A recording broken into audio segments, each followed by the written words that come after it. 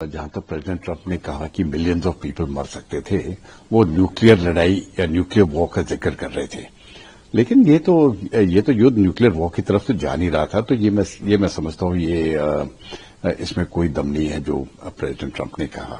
یہ تو normal conventional لڑائی تھی، اور کسی بھی حالت میں اگر یہ یدھ پر بھی چلے جاتی تو نیوکلیئر وار پر نہیں جاتی. دیکھیے یہاں پر یوکرین اور رشیا 3 سال سے لڑ رہے ہیں، اور رشیا نے ابھی تک نیوکلیئر ہتھیار یا ٹیکٹیکل نیوکلیئر ہتھیار بھی استعمال نہیں کیے ہیں. تو یہ تو جہاں تک پریزیڈنٹ ٹرمپ کی بات ہے، یہ میں سمجھتا ہوں ان کا اسٹیٹمنٹ جو ہے یہ جہاں تک بھارت اور پاکستان کا یہ جو کانفلکٹ ہوا ہے اس وشے میں ویسے انہوں نے ذکر کیا، لیکن میں سمجھتا ہوں یہ اسٹیٹمنٹ صحیح نہیں ہے. جہاں تک رہی بات دونوں دیشوں کے بیچ میں شانتی لانے کے لیے، یا اس کے بعد پریزیڈنٹ ٹرمپ نے کشمیر کا بھی ذکر کیا ہے، میں صاف کہہ دینا چاہتا ہوں جہاں تک کشمیر کا معاملہ ہے یہ بھارت کا اندرونی معاملہ ہے. اگر کوئی بھی ڈیلنگ اس کے ساتھ ہوگی یہ بائیلیٹرل ایشو ہوگی. پریزیڈنٹ ٹرمپ، یونائیٹڈ اسٹیٹس، چین، روس یا کوئی بھی باہر کا دیش اس کے بیچ میں نہیں آئے گا.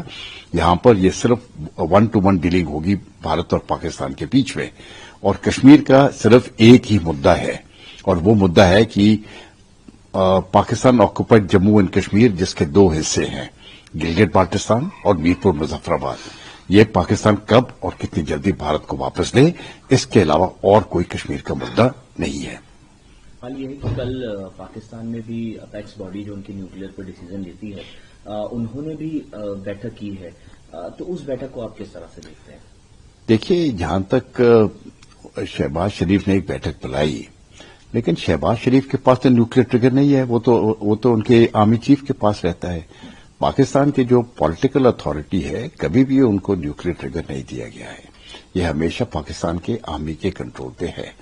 ابھی انہوں نے یہ میٹنگ بلائی، وہ تو ان کا حق ہے، کیا ڈسکشن ہوا اس کے بارے میں ہم کو جانکاری نہیں ہے، لیکن جس پرکار سے پاکستان دھمکی دے رہا تھا نیوکلیئر وارفیئر کی، یہ پہلے بھی اس نے دھمکی دی تھی جب ہم نے سرجیکل اسٹرائک کی، اس کے بعد ہم نے بالاکوٹ کیا اور دھمکیاں دیتا رہا، لیکن ہم نے کہا ہم یہ دھمکی نہیں سنیں گے.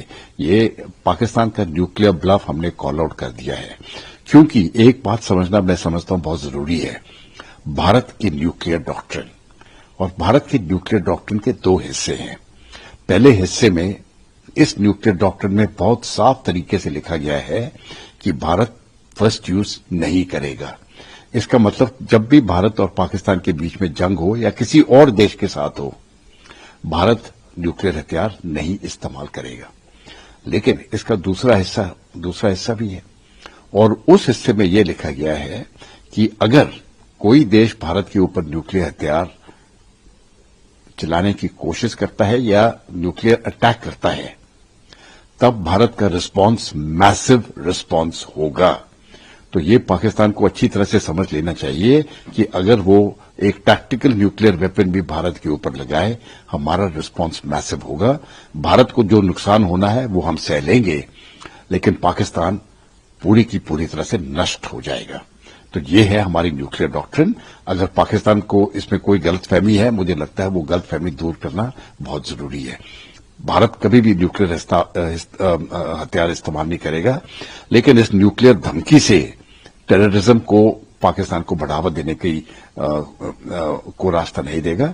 جب بھی پاکستان اس پرکار کی حرکت کرتا ہے اس کا منہ توڑ جواب دیا جائے گا، اور اس کے بعد اگر دھمکی دیتا ہے تو اس کو دھمکی دینے دو. اگر استعمال کرتا ہے تو پورے طرح سے پاکستان کو ہم برباد کر دیں گے. ڈی جی ایم اوز کی کل بھی بیٹھک ہونی ہے، تو آپ کس طرح سے اب دیکھ رہے ہیں اس پوری لڑائی کو فیوچر؟ دیکھیے یہ جو جب پہلی bar D G M O کے بیچ میں بات چیت ہوئی تو یہ ہمارے ڈی جی ایم او نے بات چیت شروع نہیں کی، یہ پاکستان کی طرف سے شروعات ہوئی. پاکستان بہت پریشر پہ ہے.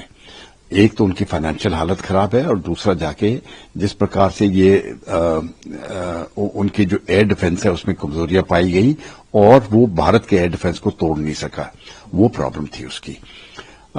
اس لیے انہوں نے بات چیت کی اور انہوں نے امریکہ کی بھی مدد کی. مجھے لگتا ہے انہوں نے امریکہ سے یہ بولا ہوگا کہ ہم آگے نہیں بڑھیں گے، ہم آگے کچھ اور اس پرکار کی کارروائی نہیں کریں گے اور ہماری مدد کرو.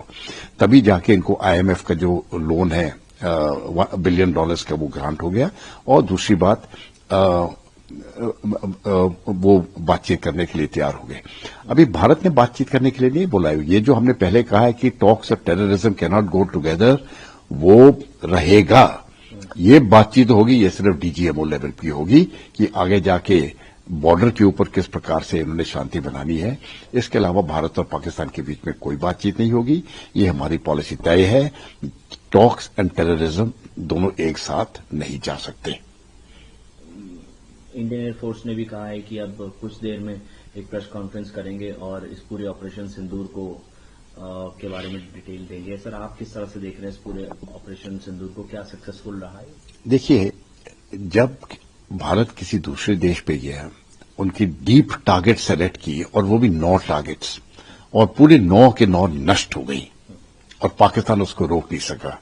मैं समझता हूं ये 100% सक्सेसफुल ऑपरेशन है। इससे पाकिस्तान की एयर डिफेंस की खामियां बिल्कुल सामने आ गई।